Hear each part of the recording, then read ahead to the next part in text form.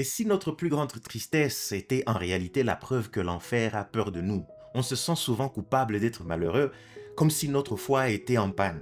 On nous a promis la joie, mais on ne ressent que le vide. Pourtant, on est sur le point de découvrir pourquoi notre malheur n'est pas une défaite, mais un indicateur de valeur.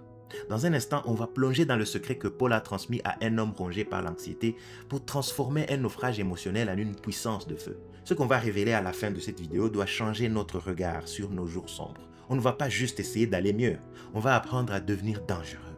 On se regarde souvent dans le miroir et on se demande pourquoi est-ce que je ne ressens rien? Ou pire, pourquoi est-ce que je ressens ce vide alors que je suis censé être rempli de lumière? Nous devons briser un tabou. On entend parfois dire que si on est chrétien et malheureux, c'est qu'on n'a pas assez de foi. Mais c'est un mensonge. Chrétien et malheureux semblent être deux mots qui se rejettent. Pourtant, la réalité est là. Elle est brute et parfois douloureuse. De nombreux croyants, des gens comme nous, ils luttent chaque jour contre une misère intérieure profonde. On ne peut pas simplement fermer les yeux et dire que ces personnes ne sont pas de vrais chrétiens. Ce serait trop facile et surtout, ce serait faux. La Bible ne nous a jamais permis que connaître Christ serait un ticket gratuit pour un bonheur terrestre constant ou un confort émotionnel sans nuage. Regardons ce qui se joue dans l'ombre. On sait que l'objectif principal de l'ennemi est de nous distraire de la gloire de Dieu. Et quelle est sa tactique?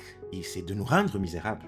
Il sait que lorsque le monde nous regarde, il juge notre foi à travers notre visage. Si nous portons un masque de tristesse permanente, ceux qui ne connaissent pas Dieu disent « Mais pourquoi je voudrais de leur foi si c'est pour être aussi triste qu'ils sont ?»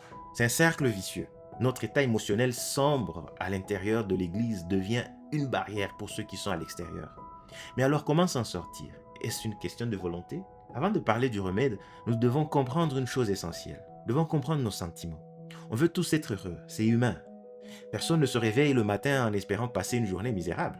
Mais nos émotions sont une puissance incroyable. Elles sont comme des vagues qui peuvent nous porter ou nous noyer.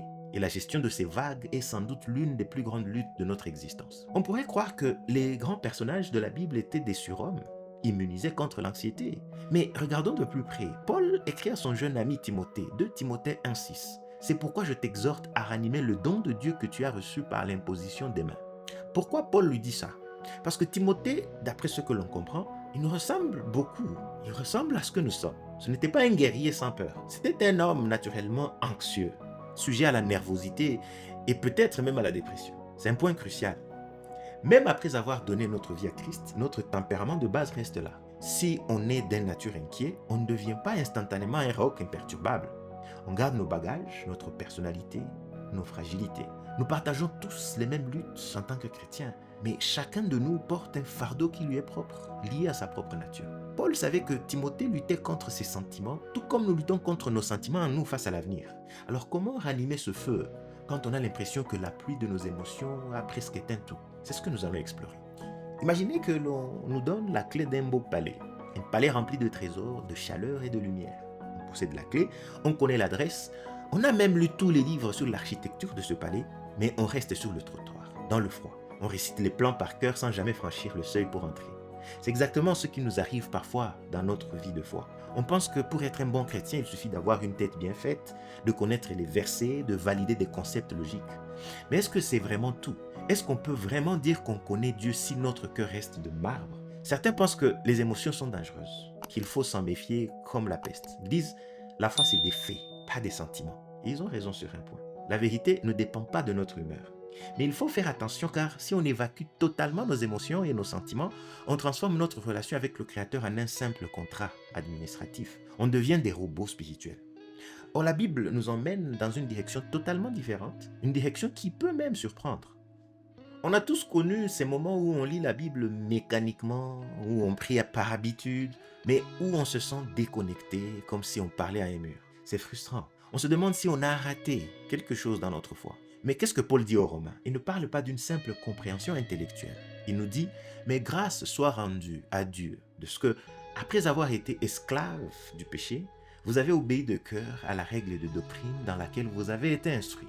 Voici un détail. Vous avez obéi de cœur. Paul ne dit pas que nous avons simplement obéi avec notre cerveau ou par peur de la punition. La vie chrétienne, celle que nous sommes appelés à vivre, elle engage la personne tout entière. On ne peut pas découper notre être en morceaux. Quand on saisit enfin la vérité de l'Évangile, cette nouvelle incroyable qui nous dit que nous sommes aimés malgré nos failles, notre cœur ne peut pas rester neutre. C'est impossible. Alors, si nos sentiments doivent être engagés, comment faire pour qu'ils ne trahissent pas, pour que ces sentiments ne nous déçoivent pas nous-mêmes?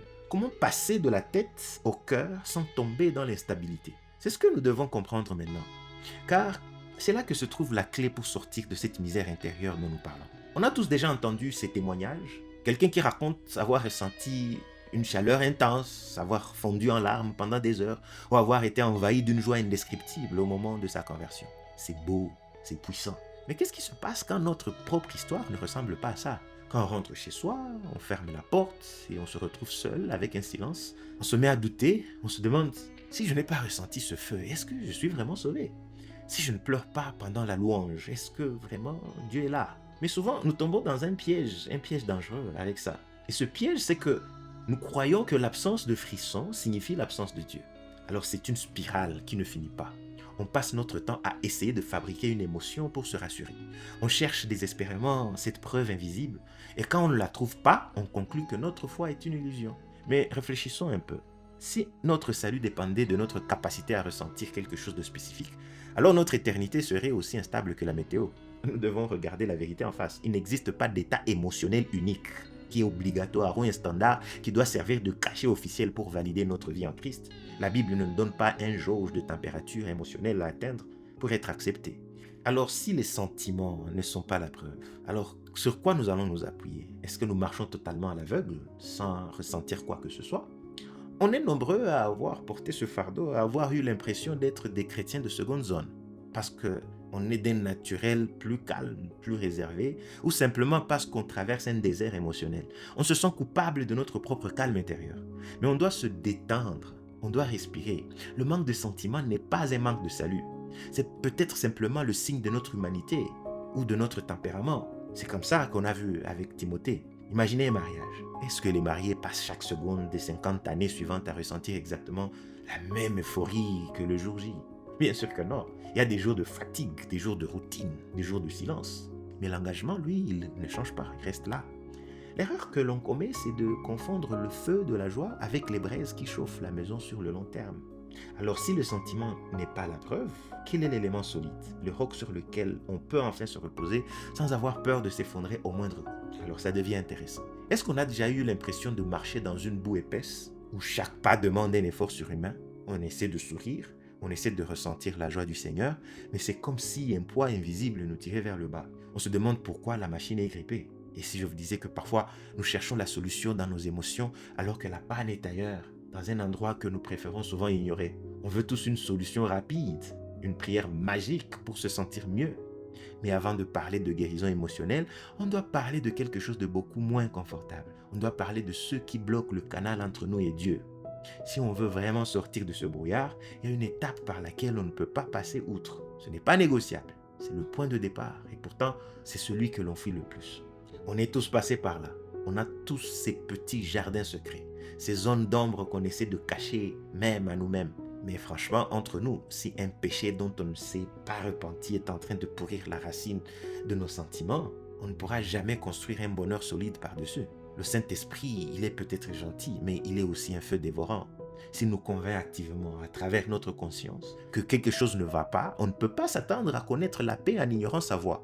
Confesser et abandonner ce qui nous retient, c'est comme enlever un caillou dans une chaussure. On ne peut pas courir tant que ce caillou est dedans. Mais nous devons faire attention. Nous ne devons pas tomber dans l'autre extrême. Une fois que nous sommes réglés avec Dieu, le deuxième piège nous guette. Et celui-ci est beaucoup plus subtil.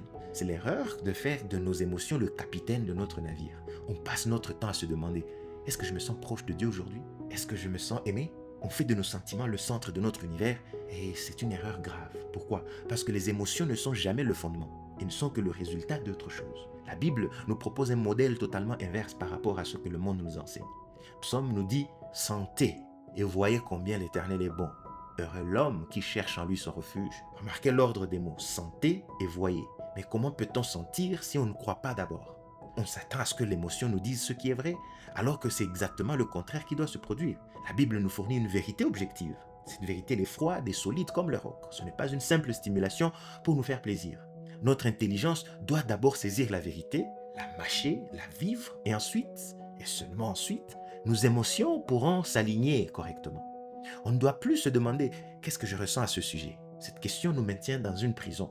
La seule question qui compte, celle qui brise les chaînes de la misère, c'est est-ce que je crois cela? Quelle est la vérité? Peu importe ce que mon cœur raconte aujourd'hui. Mais alors, comment on fait pour que nos émotions suivent notre intelligence quand tout en nous crie le contraire? On se sent souvent coupable de ne pas être assez heureux. On regarde les autres, on voit leur sourire et on se dit qu'on a raté une marche. Mais si on nous avait menti sur l'objectif, si le but n'était pas d'être heureux, mais si le but était de faire quelque chose de beaucoup plus profond, de beaucoup plus stable. Regardez un peu, on fait souvent une confusion monumentale entre deux mondes totalement différents. Se réjouir et être heureux.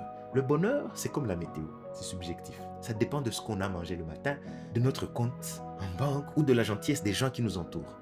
Mais la réjouissance, c'est toute une autre affaire. C'est une décision.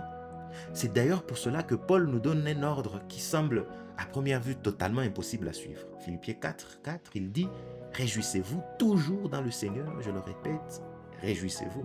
On ne peut pas forcer quelqu'un à se sentir heureux. On ne peut pas commander à un cœur brisé de ressentir de l'euphorie par simple décret. Si Paul nous ordonne de nous réjouir, c'est donc que la réjouissance n'est pas un sentiment. C'est quelque chose que l'on fait, pas quelque chose que l'on subit. Si alors ce n'est pas une émotion, comment on peut se réjouir quand tout s'écroule autour de nous? On sait ce que c'est que de voir son monde s'écrouler autour de nous. On sait ce que c'est que de sentir son corps fatigué, son esprit épuisé. Paul le savait aussi, il nous donne le secret dans 2 Corinthiens 4, 16 à 18. C'est pourquoi nous ne perdons pas courage. Et lors même que notre homme extérieur se détruit, notre homme intérieur se renouvelle de jour en jour, car nos légères afflictions du moment présent produisent pour nous, au-delà de toute mesure, un poids éternel de gloire, parce que nous regardons non point aux choses visibles, mais à celles qui sont invisibles, car les choses visibles sont passagères, et les invisibles sont éternelles. C'est là que le switch doit se faire dans notre tête. On se réjouit parce qu'on choisit de regarder ce qui ne change jamais. Mais concrètement, comment on ranime ce don, ce feu qui semble éteint sous le cendre de nos sentiments?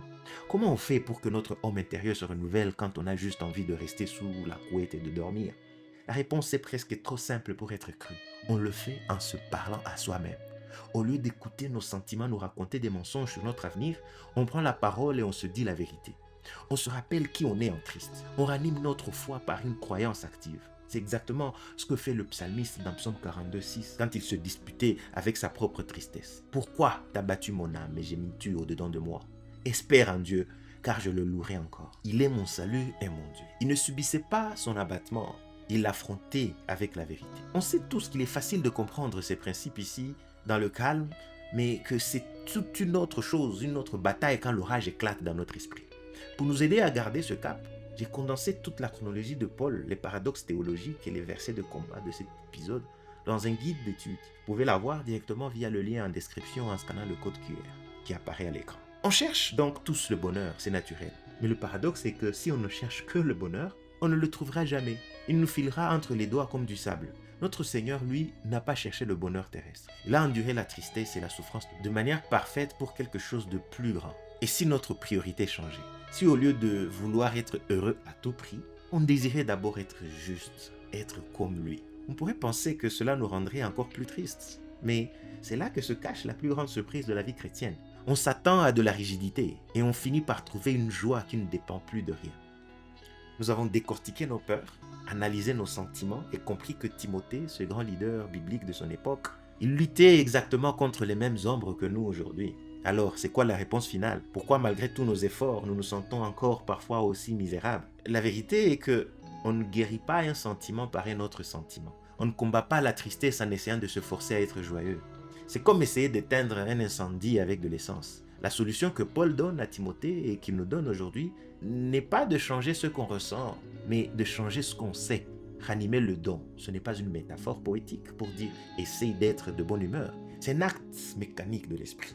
On prend la vérité objective de Dieu, sa présence, son salut, sa victoire finale, et on la souffle sur les braises de notre âme. Et on fait ça jusqu'à ce que la chaleur de la réalité étouffe le froid de nos perceptions. Le bonheur est une conséquence, ce n'est jamais une cause. On a passé tant de temps à poursuivre l'ombre, le sentiment, et on a oublié de regarder la lumière, la vérité. En choisissant la justice, en choisissant de croire ce que Dieu dit plutôt que ce que notre miroir raconte, la joie finit par nous rattraper sans même qu'on aille chercher. C'est le repos que nous attendons tous. Mais il y a une autre perspective que nous pouvons saisir pour ne plus être des proies faciles de l'ennemi. Pourquoi l'ennemi s'acharne autant à nous rendre misérables? Ce n'est pas juste pour nous voir pleurer. C'est parce qu'un chrétien qui a compris comment ranimer le don devient dangereux. Notre souffrance actuelle n'est pas le signe que nous sommes abandonnés, mais elle est la preuve que nous portons en nous quelque chose de si précieux que l'enfer tremble à l'idée que nous allons l'utiliser.